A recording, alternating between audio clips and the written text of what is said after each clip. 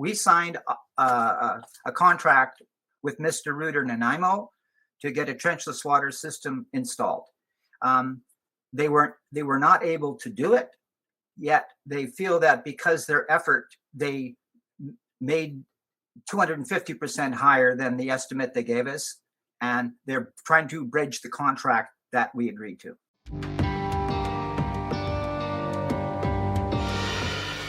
In July, our main water line broke, and we did some research at the time. We got a temporary hookup by one company, and so what we did was we decided that we would like a trenchless water line replacement, because my wife has spent literally hundreds, if not thousands of hours working on our yard. And so disrupting that whole thing is something we really hope to avoid. In Nanaimo, we wanted a local company for a variety of reasons. But in Nanaimo, we could only find two that offered or advertised trenchless water line replacement. And the first one that we contacted was Super Plumber. And the fellow came out to our place and basically said fairly quickly that they weren't interested in doing a trenchless system. I'm assuming because of the property, but anyway. So we phoned up MrRooter Nanaimo, and Mark came out, and he said that they could do it. And so I specifically said, "Are you sure?" He says, "Yeah, we can do it." And so anyway, they gave me an estimate for the work, and it was approximately $6,000, and it would occur in one day. And so that was going to work for us. So we signed the contract, and we had done some research on MrRooter just to kind of protect ourselves. And it found out it was a franchise company, and there was all sorts of franchises in Canada, but it was located in the US, the main headquarters. There was initially a delay, and they had to push back the date they were coming because they had to get equipment repaired. And then when they did come out, the first day, that they weren't able to do the work. And the first thing was strange because they had, there was a delay them getting here. I thought it was a delay. I did not understand, nor did I agree to people coming up from Victoria. So now I wasn't totally thrown off, because one of the things they said on their web was that when they give the job estimate, it's sort of, it's binding, as it were. I mean, there could be something that would come up, but basically they stand by. And in fact, I think if I could read off something to you, they say that, that they're locally owned and operated. So that was one. And then they say that, some plumbing companies may try to wait until after the job to give you a different price. We're not like that, not MrRooter. So that was okay for us, you know what I mean, in terms of that. So anyway, but on the first day when they did it, they said 3 trained technicians. Well, one of the technicians, when he was digging there, he was trying to text in to somebody, maybe supervisor or whatever it is, that can you cut this line? Well, this was a tracing line for the gas pipeline, for the gas line that was in the same ditch area. And my friend who was with me goes, "Oh my God," he says, "Get somebody else in if this is." But anyway, I was too far advanced and sort of. But that was the start of it. They didn't have a long enough line. It was supposed to be, it had to be probably about 125 feet because it goes underneath the house. Well, my water hose was 100 feet with about 5 feet of slack from the hose bib outside our house down to where the water meter was. So, and that was, so there you got it for another 10-day delay kind of thing like that. So this was consistent with whatever they were doing. And so anyway, there was another delay they were trying to get different clamps. And now at one point, one of the, not the local person, but another fella suggested that, he said, do you want us to continue? Well, sure. It was tough because they had a truck parked in front of our place for a week or two. They had a trailer up on top of our driveway for another week or two. So yeah, we want the work you promised get done is what we were saying. So we said this. And anyway, so they came back again and tried again. I don't think they could pull it. They broke it in half. They dug another hole by the house hook bib. And then, so I think that line's, we found the leak right away where the leak occurred. There was a coupling that was misplaced. And before they stretched the line, we could have just fixed it there. Now, it wouldn't have been the whole water line, I realized, blah, blah, blah. But it would have taken care of our trouble in an hour, that kind of thing. But they persisted with whatever. And finally, they just sort of gave up and they say, that's it. So what we were stuck with, what? So, I mean, my wife and I are both seniors, so we're not exactly in the prime for taking this ditch on, probably 90 odd feet, 95 feet. And my son was here, thank God, at the time to help us. But we were able to dig the trench ourselves. And so now we're still assuming all the way. We phoned him back to hook it up. Now, this is October, right? Well, this was a day job in July. And now all of a sudden we're into October. We got to replace everything, all the stones, the plants, blah, blah, blah. And now, of course, the rainy season hit us. But whatever. Now, we got the invoice mid-October, that kind of thing like that when they finished. I was in a state of shock.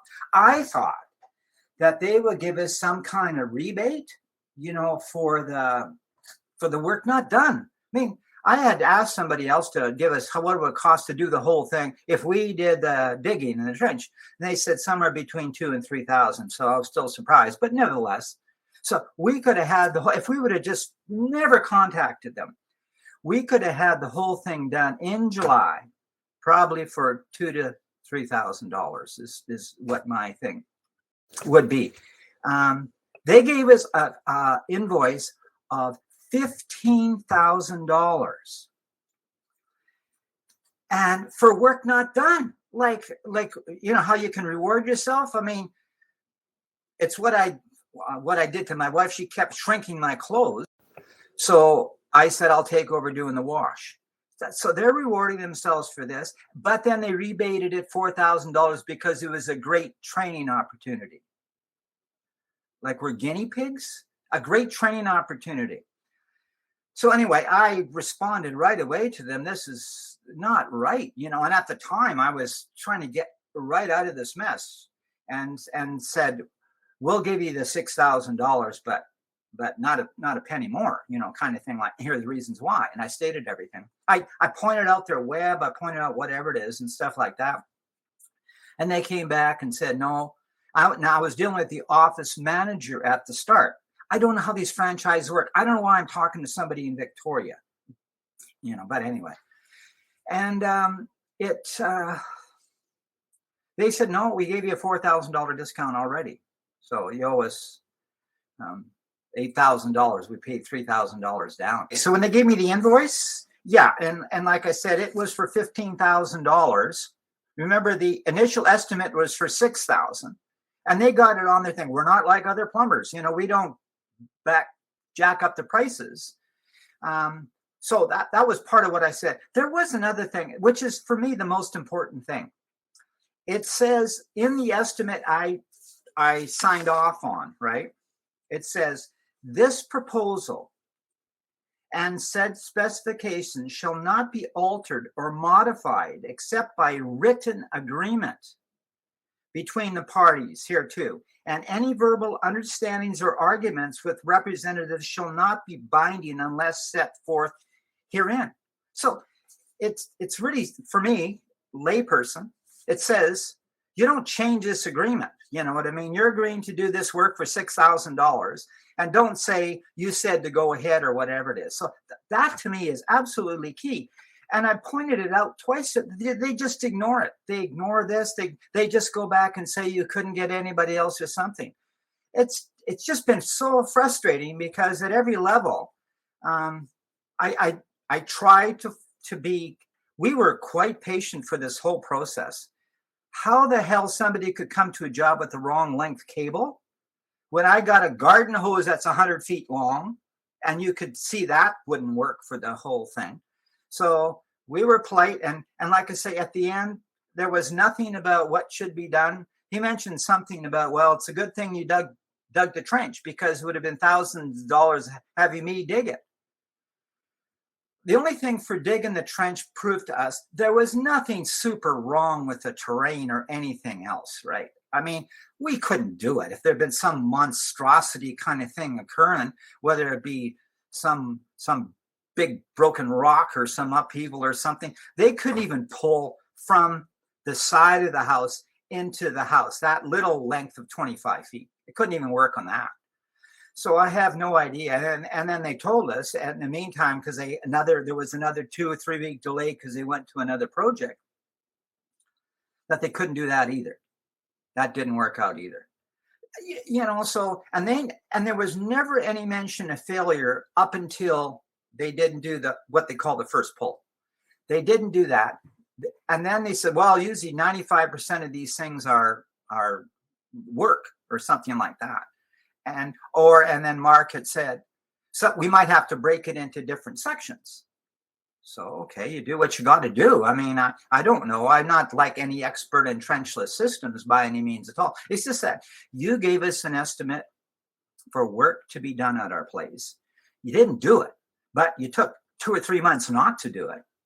And then you told us to basically go and dig the trench ourselves, which we could have done without any help from you at all right from the start. And I said to them, you didn't even apologize or anything, you know? And then you realize you're so far out that you said, oh, we'll give you a discount of $4,000 because it was a great training opportunity, right? And then you said, we knew that extra work would have been at the rate of $5,000 a day for 3 technicians. Look, one guy was untrained labor. The other 2, I don't know what their training was on this machine. $5,000 a day. I said, no, we had an estimate of the job being done for $5,000. So it might have been a 16-hour day. We don't know. And then you do all this crap about a full day's work when you arrive at 10 and leave at 3 because you're from Victoria, which you never said. We wanted a local company. If we wanted to go Victoria, we would have soused out and went through whatever trenchless systems they have there. So that's where we're stuck right now. I pointed this out.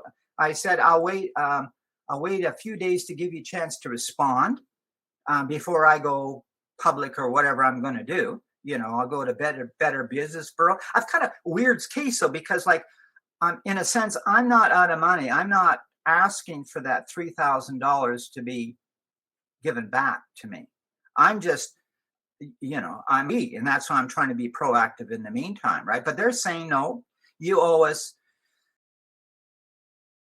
$8,000. Yeah, and plus we're super good guys. We gave you a $4,000 discount for a training opportunity. So that really grated on me when they talked about I should be thanking. Oh, thank you, MrRooter. Anyway, that's my story. Well, the main goal is that when a company, there's a couple. When a company advertises on their web certain things, you know, like their estimate is going to be what it's going to cost you. That's one thing. And then you sign a contract on that. You sign off on it. So I adhere to the things. And then they say they will not make any changes unless it's in writing, right? So that's the next thing. I think people should be aware of this. I mean, they went on to another job that they couldn't do. Now, maybe they can do jobs. They said the equipment is standard equipment. I don't think they had a real clue about what they were getting in, but they took on a project they couldn't complete. And so my goal is to warn other people about this. And like I say, right now, it's in their hands in terms of what they're going to do, because I don't feel I should pay. And I think I got a really, really strong case with that contract issue. I mean, they just can't say, well, no, you said to go ahead. That's all. I mean, that's really the two things. Warn people about this and hold them to task about what they're saying on their web. I know it's a franchise, but nevertheless, they're responsible for those comments. And the third one is I wanted them to waive any more fees so that I'm not going to be threatened by credit ratings or whatever it is. I don't know what's going to come down. I don't know how these things work. I've never had we've all sorts of stuff done on our house, yard, roof, kitchen, and there's never been one issue. And we've got great credit rating. So that's the issue. I want to tidy it off, and I want it to be done. The perfect resolution of this issue would be this one. We apologize for not adhering to the ethics that we state on our case that we use to get your business. Number two is we agree that the $3,000 was work completed, and we apologize for the time and cost and effort it's taken, you guys. That to me would be the perfect one.